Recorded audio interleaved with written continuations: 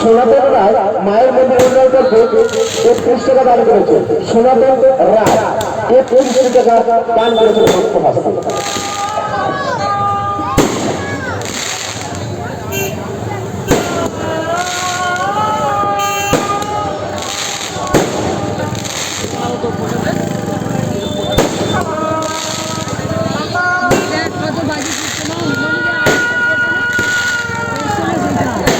आंसू का वहाँ पर चर्चा 47তম বর্ষ সার্বজনীন